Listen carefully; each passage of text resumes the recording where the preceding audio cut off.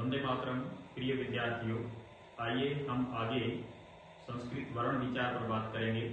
संस्कृत वाणी channel के माध्यम से जो क्लास आपको दी जा रही है उसमें आपका स्वागत है। आइए हम देखते हैं आगे क्लास। संस्कृत वर्ण विचार। वर्ण जो संस्कृत में वर्ण होते हैं, संस्कृत में इस समय 48 वर्णों का प्रयोग किया जाता है। कितने? 48 वर्णों का प्रयोग होता है। वे मुख्य रूप से 3 भागों में बांट सकते हैं। वर्णों को कितने भागों में बांटेंगे? 3 भागों में बांटेंगे। स्वर, व्यंजन, अयोगवाह। स्वर, व्यंजन, अयोगवाह रूप में 3 भागों में बांटेंगे। स्वरस्य भेदा, फिर हम जानेंगे पहला 1 नंबर का भाग है, उसमें स्वर के भेद कितने होते हैं। स्वर के भेद होते हैं, कितने होते हैं? तो 3। 3 प्रकार से हम स्वरों को बांट सकते हैं। ह्रस्व स्वर, दीर्घ स्वर और पलुत स्वर। ह्रस्व स्वर, दीर्घ स्वर, पलुत स्वर के रूप में हम इन्हें आगे बांट सकते हैं। हमसे पूछे जाए ह्रस्व स्वर होते हैं, ह्रस्व स्वर होते हैं 5। अ, इ, उ, री, ली। ह्रस्व स्वरों की संख्या कितनी है? 5 है। पूछा जाए ह्रस्व स्वरों की संख्या होगी तो 5 होगी। दूसरा इसी में देखते हैं दीर्घ स्वर।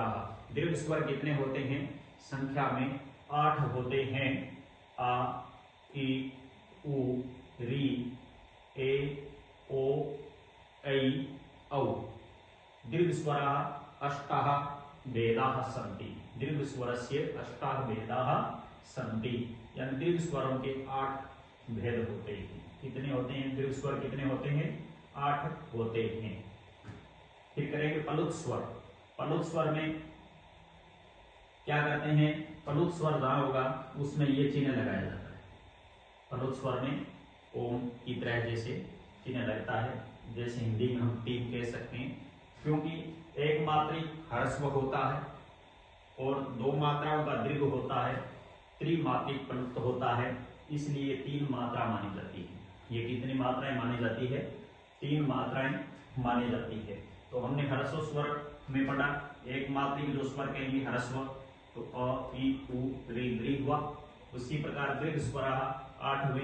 दीर्घ स्वर कितने हैं? 8 है। आ, इ, उ, री, ए, ओ, ऐ, औ। पलुत स्वर कितने हैं? 9 है। पलुत स्वर कितने हैं? 9 है। अ जैसे बोलेंगे, यानी कि इस पे 3 गुना दाब लगेगा। पलुत स्वर को बोलेंगे, उच्चारण करने में कितना समय लगेगा? 3 गुना समय लगेगा। किससे? ह्रस्व से 3 समय किसमें लगता है? पलुत में लगता है। ह्रस्व से 2 समय किसमें लगता है? दीर्घ स्वर में लगता है। तो पलुत स्वर कितने हैं? 9 है। ये इसके चिन्ह लगा हुआ है। पलुत स्वर बता रहा है ये आपको। ये संख्या कितनी होती है? ये 9 होती है।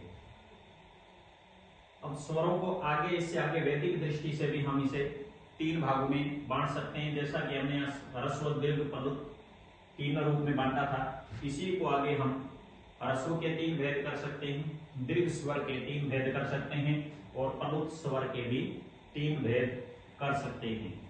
तो ह्रस्व के 3 भेद होंगे, उदात्त, अनुदात्त, स्वरित। दीर्घ के उदात्त, अनुदात्त, स्वरित और पलुत के भी उदात्त, अनुदात्त, स्वरित। यदि हम ये देखें, इसको भी हम आगे 2 भागों में बांट सकते हैं। इसको भी आगे हम प्रत्येक को 2 भागों में बांट सकते हैं। तीनों में क्या होगा? 2-2 भाग आगे इसके और कर सकते हैं।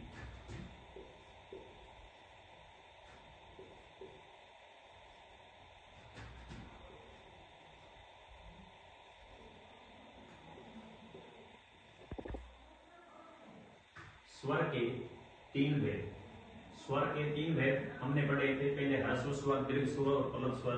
ह्रस्व स्वर के 3 भेद करेंगे आगे, दीर्घ स्वर के भी हम 3 भेद करेंगे, पलुत स्वर के भी आगे हम 3 भेद करेंगे। तो 3 भेद करेंगे तो ह्रस्व स्वर के कौन से? उदात्त, अनुदात्त, स्वरित। यहाँ भी देखो दीर्घ स्वर के भी 3 है, उदात्त, अनुदात्त, और स्वरित। प्लुत स्वर के भी 3 भेद कर सकते हैं, उदात, अनुदात और स्वरित हो जाएगा। उदात, अनुदात और क्या हो जाएगा, स्वरित भेद हो जाएगा। अब यहां से देखते हैं ह्रस्व स्वर में भी उदात के हमने 2 भेद किए हैं, अनुनासिक चंद्र बिंदु वाला है, अननुनासिक जहां चंद्र बिंदु नहीं रहेगा। अनुदात के भी हम 2 भेद करेंगे, अनुनासिक और अननुनासिक। स्वरित के भी अनुनासिक और अनुनासिक भेद करेंगे। अब दीर्घ स्वर के देखेंगे 3 भेद हमने किए थे, जैसे हमने ह्रस्व के 3 भेद किए, इसी प्रकार हमने दीर्घ के भी 3 भेद किए हैं, उदात, अनुदात, स्वरित।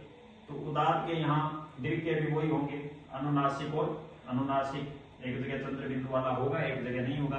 अनुदात में भी क्या करेंगे, अनुनासिक अनुनासिक नाम से 2 भेद किए जाएंगे। जहां चंद्र बिंदु लगेगा वो अनुनासिक कहलाता है, जहां चंद्र बिंदु नहीं लगता वो अननुनासिक कहलाता है या निरनुनासिक कह दिया जाता है।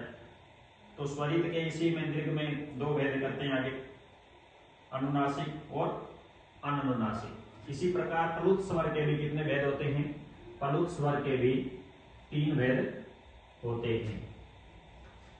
तो वही भेद होंगे, उदात, अनुदात, स्वरित। उदात के फिर आगे 2 भेद करेंगे, अनुनासिक और अनुनासिक। अनुदात के भी 3 भेद करेंगे, अनुनासिक और अनुनासिक। इसी प्रकार स्वरित के भी आगे 2 भेद कर देंगे इसी में, अनुनासिक और अनुनासिक। इस प्रकार से हम देखें, इसको बांटेंगे।